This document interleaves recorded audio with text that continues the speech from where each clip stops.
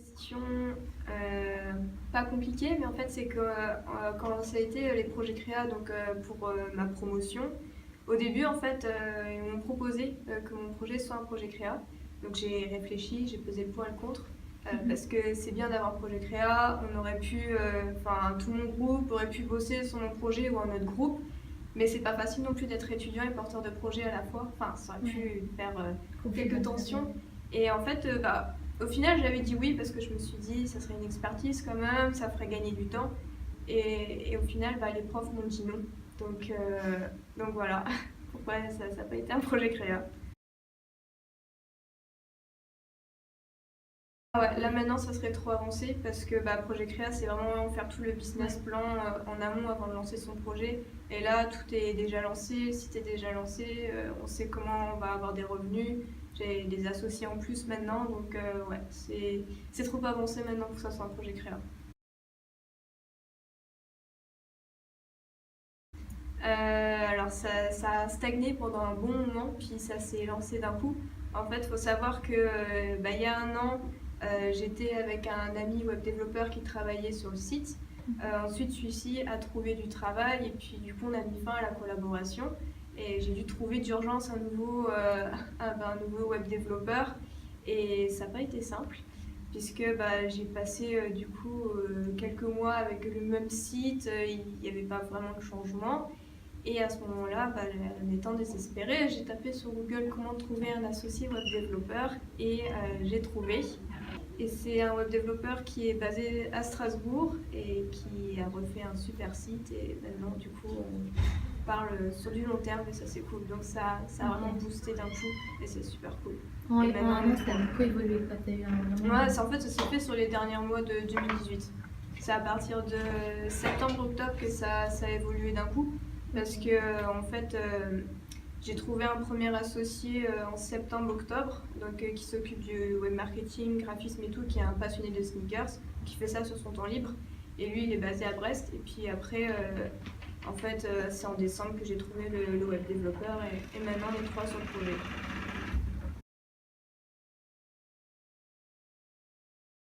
Pour l'instant, non. Je regrette pas parce que j'ai certes arrêté mes études, mais c'est pas forcément. J'ai pas arrêté d'apprendre des choses d'un coup. C'est s'auto-former. Google et YouTube, ils sont nos plus grands amis pour ça. Donc pour l'instant, je regrette pas. Et c'est parce que c'est plein de nouvelles expériences, c'est hyper enrichissant, tant sur le plan personnel que professionnel.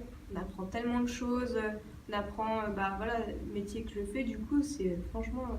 Je sais même pas si on peut dire un métier parce que c'est multifonction, je fais plein de choses.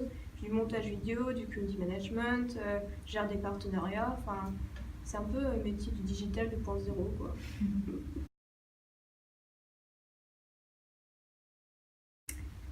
Prochain objectif, là, ça va être d'améliorer le site. Enfin, ça, c'est un objectif qui reste tout le temps en fait en tête. Mais je pense que l'objectif de cette année, ça va être de dégager un minimum de chiffre d'affaires et peut-être verser un premier salaire. Ça serait quand même cool. Oui, carrément. Il y a pas mal de matières qui m'ont aidé. Marketing, communication, entrepreneuriat, les projets créa, mais aussi le droit, tout ce qui est protection des données, des logos avec l'INPI. Après, ça va être aussi vocabulaire commercial en anglais. Voilà, donc les matières à éviter en TC, ça a vraiment bien aidé sur comment monter sa boîte. Enfin, voilà, on a plein de compétences à la fin.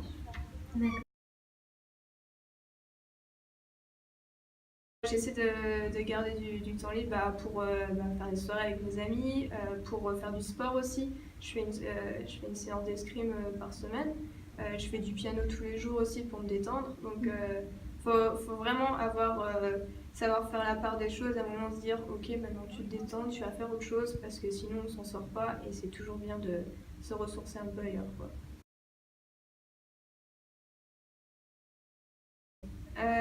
Je pense que ça serait de me lancer tout de suite en société. J'aurais dû ouvrir en micro-entreprise tout de suite. Parce que c'est beaucoup plus facile en fait d'évoluer en micro-entreprise puis en société parce que maintenant la société elle me coûte trop cher par rapport au chiffre d'affaires qu'il y a et c'est ça le regret. J'aurais bien aimé tu vois, changer le truc, mais c'est pas trop possible. Je peux pas. D'accord. Comment fais-tu pour te faire connaître? Est-ce que tu as un budget pour la communication?